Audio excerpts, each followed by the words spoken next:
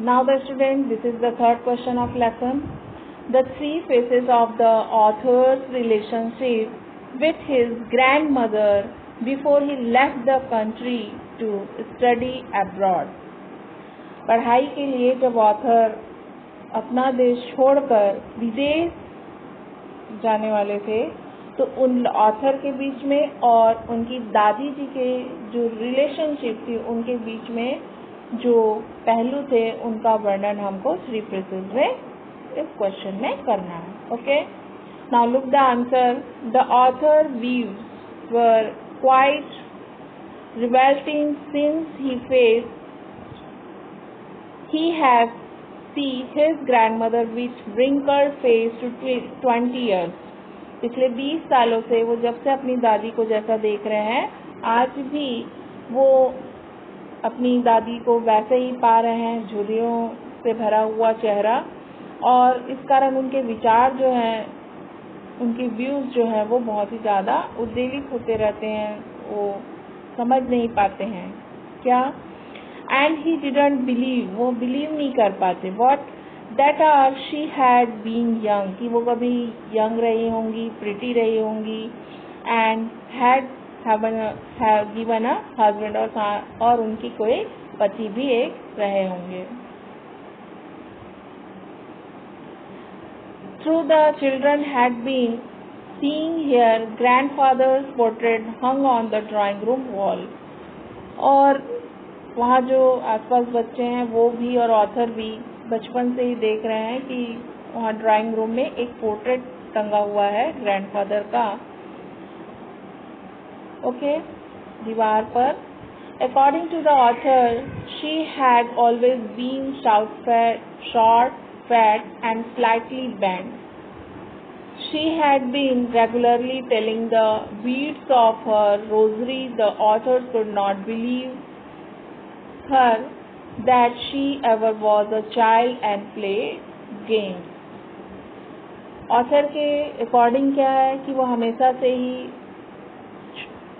कम height की, short थी, fatty थी, एंड स्लाइटली बैंड, उनकी कमर जो है वो पीछे से थोड़ी सी झुकी हुई थी, और हमेशा वो अपने हाथों में बीड्स ऑफ हर रोजरी में माला जपने के लिए, भगवान का नाम जपने के लिए जो माला यूज करते हैं, that is called the beads of rosary. तो वो अपने रोजरी को हमेशा हाथ में लिए और रेगुलरली जाप किया करती थी. The author could not believe her that she ever was a child, और वो ऑथर जो है उनको कभी विश्वास ही नहीं होता कि वो कभी अपने समय में बच्ची रही होंगी और गेम्स खेला करती होंगी. In the second phase the author and his grandmother were very good friend. His parents left home with her when they went to the live in the city. और दूसरा पहलू क्या है कि ग्रैंडमदर जो है वो विलेज में रहा करती थी, और जो ऑथर के जो मम्मी पापा हैं वो क्या करे, पेरेंट्स जॉब पर्पस के कारण सिटी में रहा करते थे, परंतु वो ऑथर को ग्रैंडमदर के पास छोड़ के गए थे. With her when they went to live in the city, she used to back him. City जाने से पहले जब वो विलेज में रहा करते थे तो दादी माँ उनको रोज सुबह जल्दी उठ करके तैयार किया करती थी. She used to back him up in the morning, get him ready for school के लिए तैयार किया करती थी, and after the breakfast accompanied him to the school, और ब्रेकफास्ट वो साथ में करने के बाद उन साथ में स्कूल जाया करते थे. and she helped him daily in his study, और वो जो स्टडी से रिलेटेड जो चीज़ें होती थी उसमें भी उसकी दादी माँ ऑथर की मदद किया करती थी. In a third phase, the third phase brought changes in their relationship when his parents were comfortably settled in the city. अब क्या हुआ कि सिटी में जब उनके पेरेंट्स जो अच्छी तरीके से कंफर्टली सेटल हो गए तो उन्होंने क्या किया, ऑथर को और ऑथर की ग्रैंडमा दोनों को उन्होंने क्या किया, सिटी बुला लिया. अब उनके रिलेशनशिप में क्या चेंजेस हुआ हम देखते हैं. They were sent for to the city, that was the turning point, TURNING, turning point in their friendship. अब उनके फ्रेंडशिप में एक टर्निंग पॉइंट आ गया।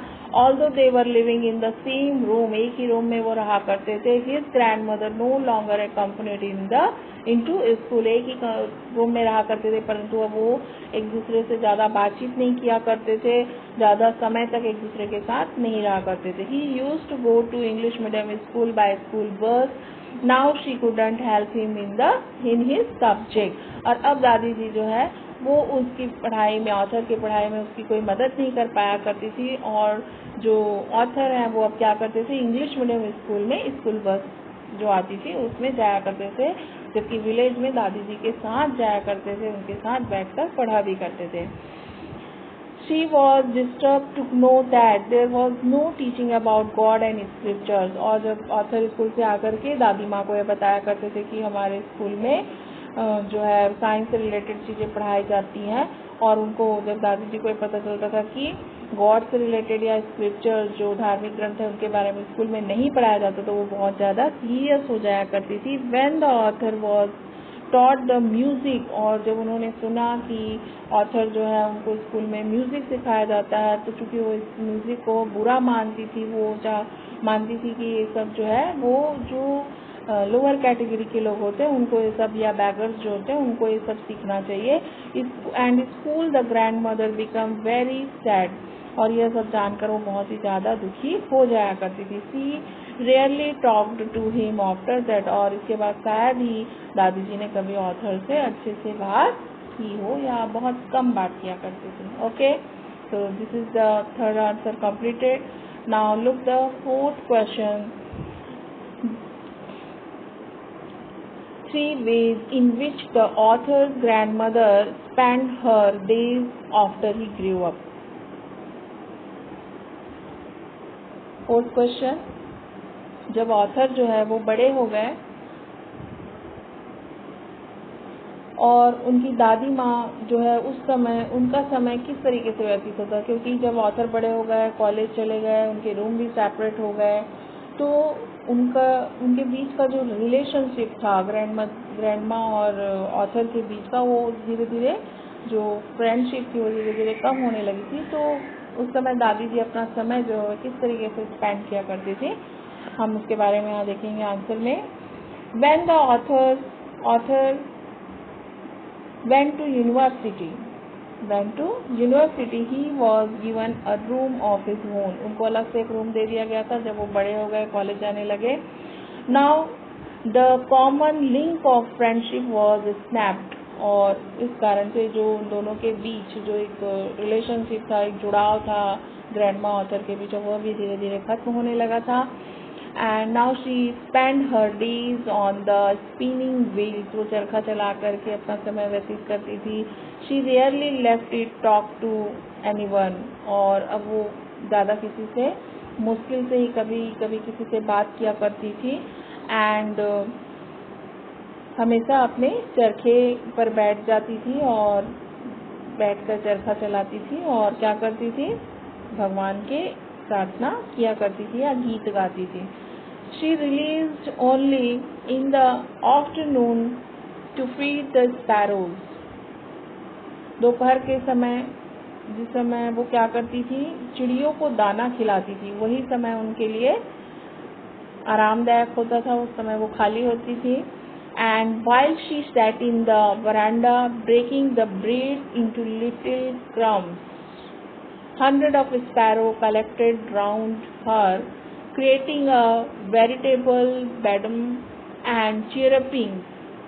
और जब वो क्या करती थी, बरामदे में बैठ करके रोटी के, ब्रेड के छोटे छोटे टुकड़े, जो क्रम्स है, ब्रेड क्रम्स, उसको डाला करती थी, तो बहुत सारी चिड़िया जो है, सैकड़ों चिड़िया जो है वो वहाँ पर आकर के इधर उधर फुदकते रहती थी और बहुत ज़्यादा चीरपिंग चहचहा करके शोर मचाया करती थी।